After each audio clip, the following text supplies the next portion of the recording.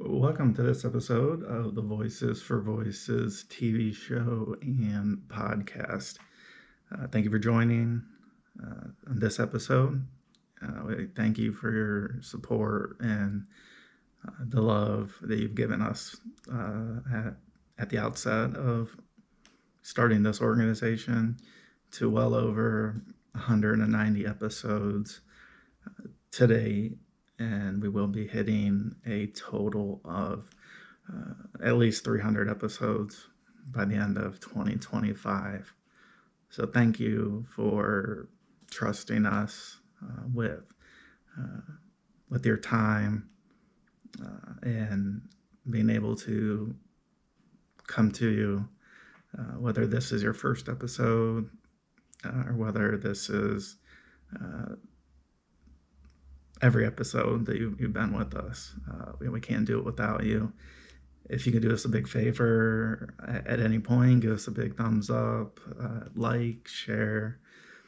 And then if you're able to, again, we are a 501c3 nonprofit, and we accept donations, sponsorship. You can head on over to voicesforvoices.org, and right at the top, you'll see a spot where it'll say support our show. And there are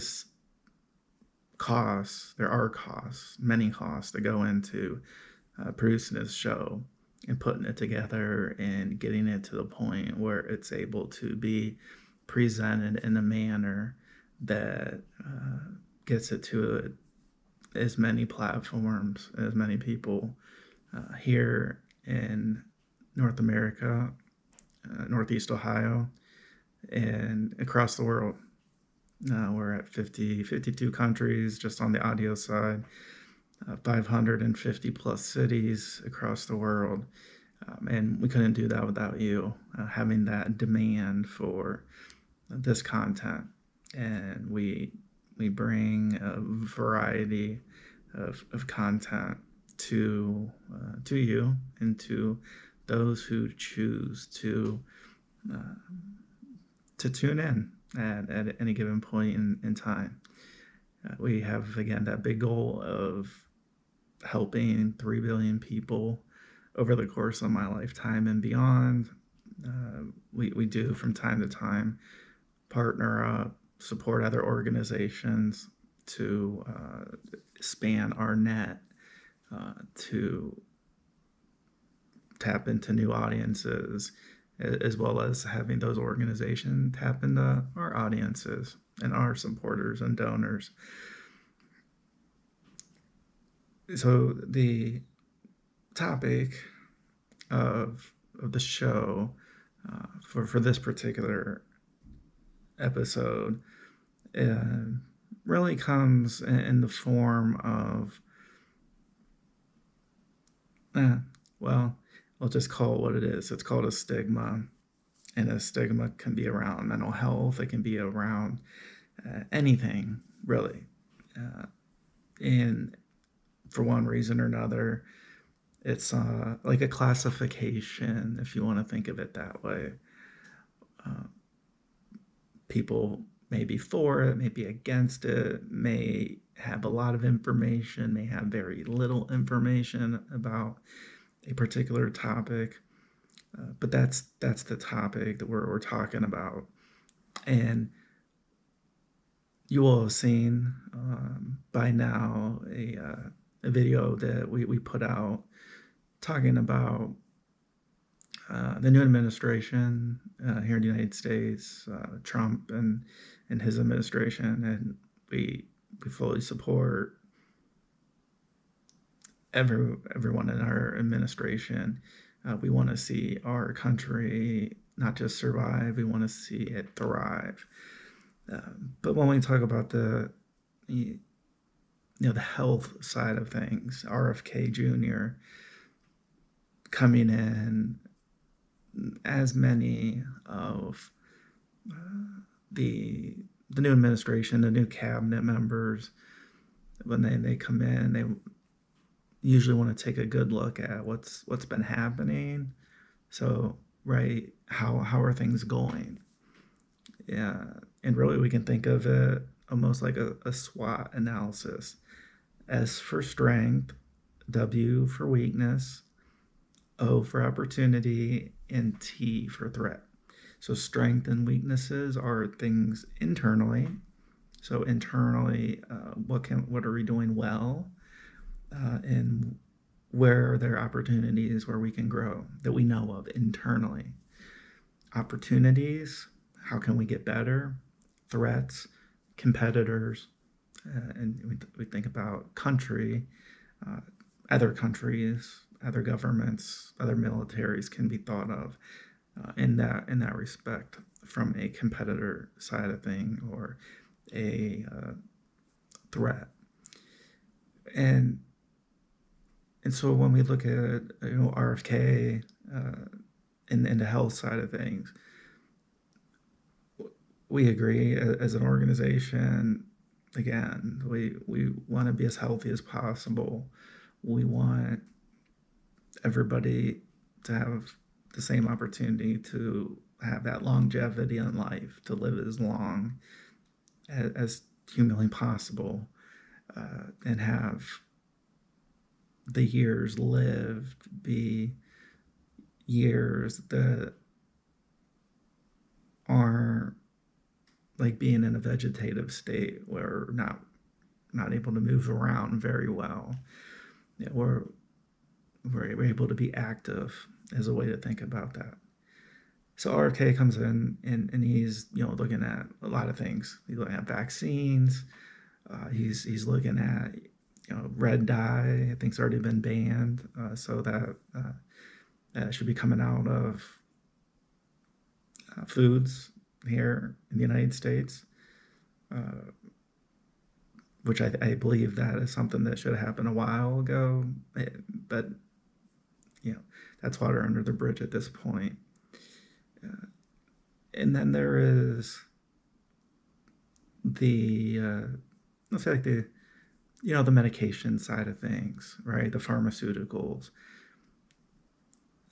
We want to see, right? We want to see fair pricing for everybody, whether you're a congressman, the president of the United States, or whether you and I am me. And if we have medications, we have prescriptions to fill, that pricing is, in an ideal world, it would be the same over the course of the whole country, no matter who you are, where you're living, and what your demographic is, how much money you're worth or not worth. And so how that really ties into stigma is when we look at individuals, right? We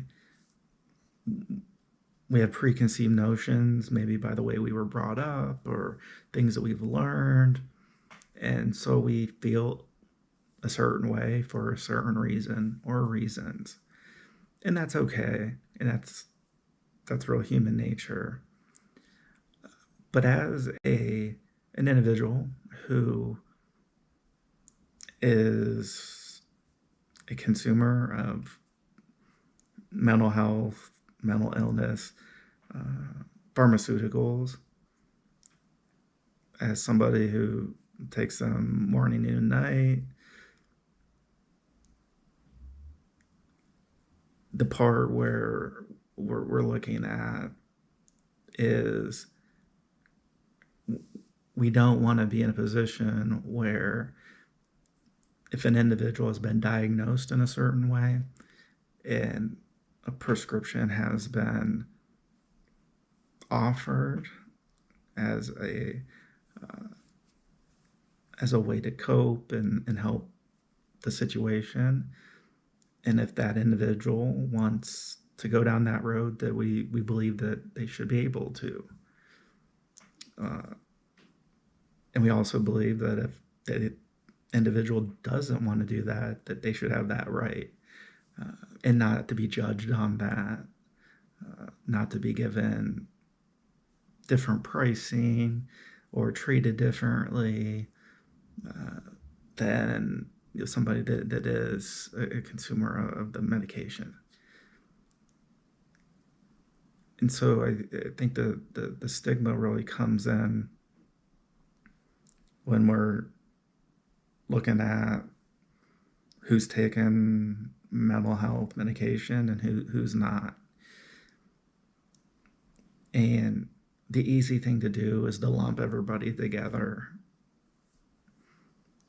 as a human being. And there are lots of things that make us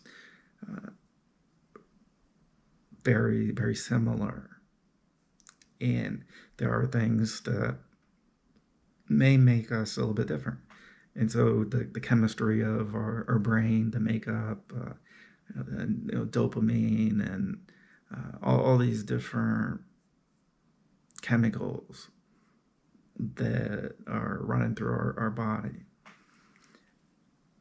And so do we believe that everybody who is diagnosed with a certain mental illness, again, that they have to take the medication? No. If they want to, that will be offered. The prescription will be written.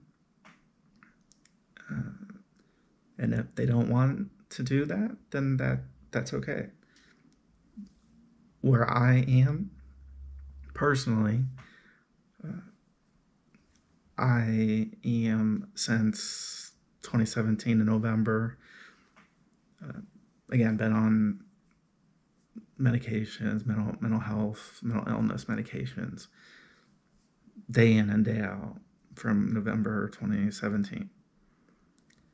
And so some of you may be wondering, oh, well, you didn't have to take that medication, or you should have been able to stop at a certain point. And again, we appreciate feedback, but we also believe that individuals should make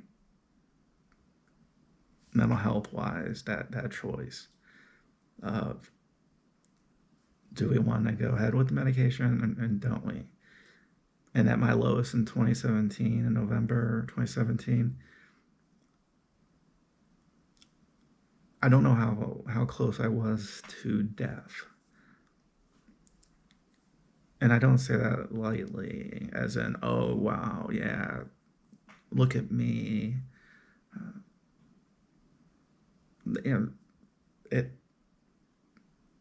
They're, I'm just putting that aside. I would not be as passionate about what's with the organization and trying to help as many people as we can, and to just be literally transparent with my life, and then as an organization, how all this kind of comes together. And so I really, at the outset in November 2017, maybe I wasn't in the position to make an informed decision about medication that I am now, going on 7 years later. Well, actually going on 8, actually. Time's really, really flying. But as I sit here today, as I've sat here time and time again, stood and sat in a studio, mission trips, re-entry, everywhere, I am in a better position to make a call about the medication. And again, for me, I'm only going to speak about myself. Would I still be alive now if I didn't voluntarily admit myself into the psych ward in Akron General Hospital? Maybe, maybe not. I don't know. I've hashed that out in the past, and I'll continue to bring that in as content warrants. But really, to just get to the heart of the matter, I believe that first off, you have to have a spiritual side. So have that relationship with Jesus. That's me. You may or may not have that a religious tie, and that's okay. Again, I'm talking about me. Uh, I'm filming the show on behalf of the organization Voices for Voices. So that's how I share. I share in first person, when I'm talking about these types of topics. I'm in a much better position to make a decision, and the decision I made is I want to continue taking the medications that I've been taking. So what does that mean? And how does that tie into RFK and the new administration or any government administration? Well, it ties in because I don't want to be at a point where, do I agree about this topic and that topic? We can all agree to disagree about certain topics. But with the medications I'm taking, with the guidance I've been given, with results, the fact that, again, organization-wise, the things that we have done up until this point and that we're going to continue to do here in 2025 and beyond, I would be I would be having panic attack after panic attack after panic attack.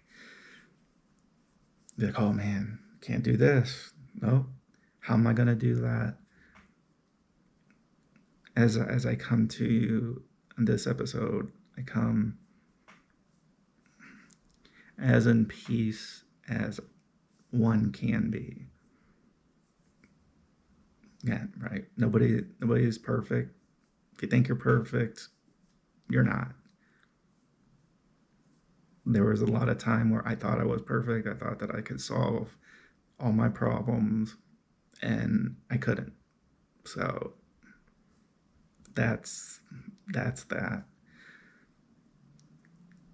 So with the medications, I want to be able to make that call if I want to continue or if I want to stop. And so to have, RFK or anybody from his staff or the administration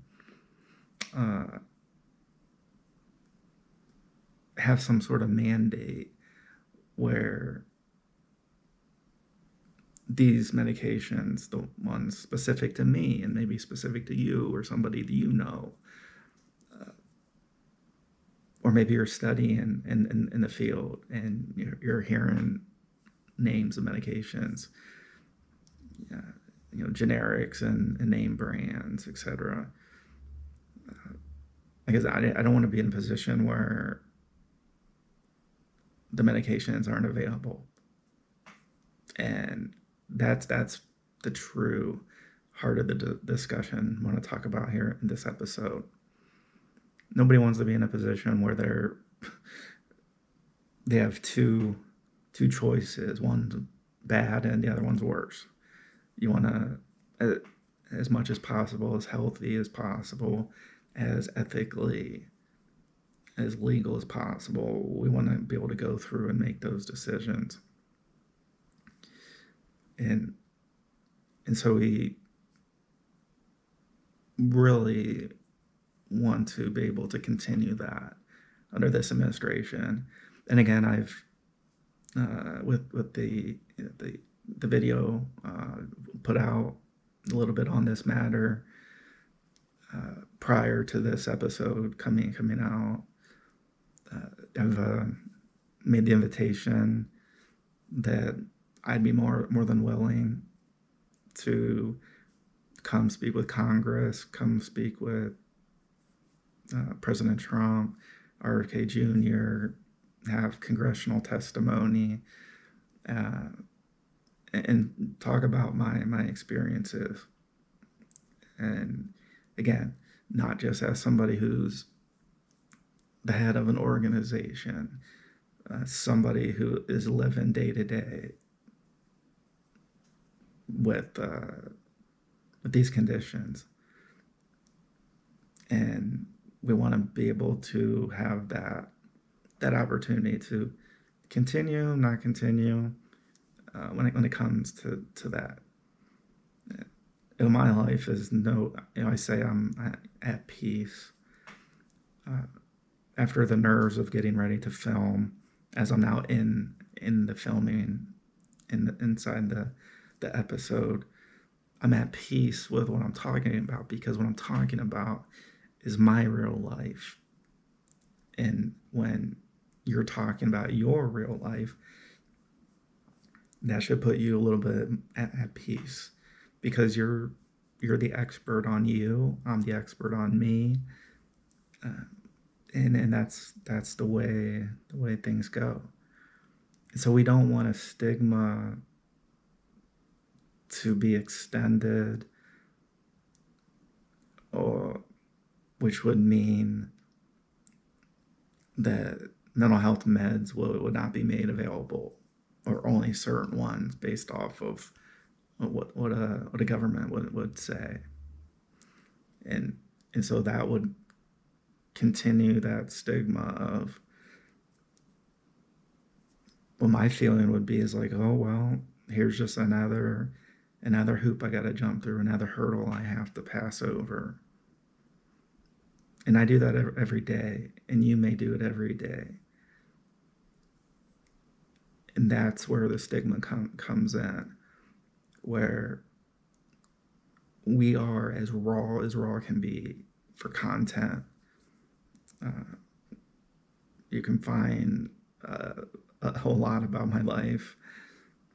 Again, some good, some bad, on our shows, throughout the years, media appearances, articles, and the like.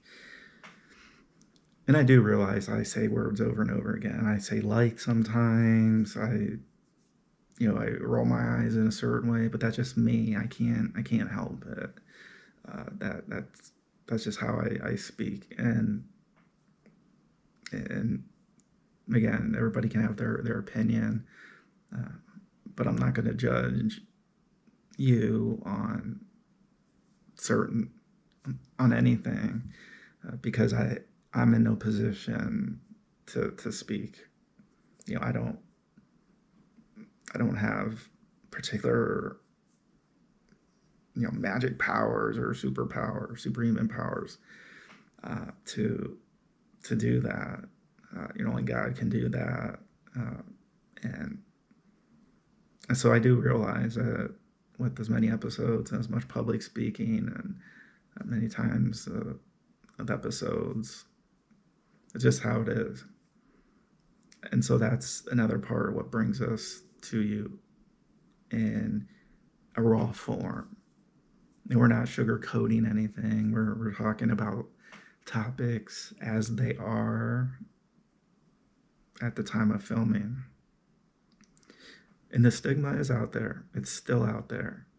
And around mental health, and if we talk about these prescriptions, and are we saying that all pharmaceutical companies are ethical? Absolutely not.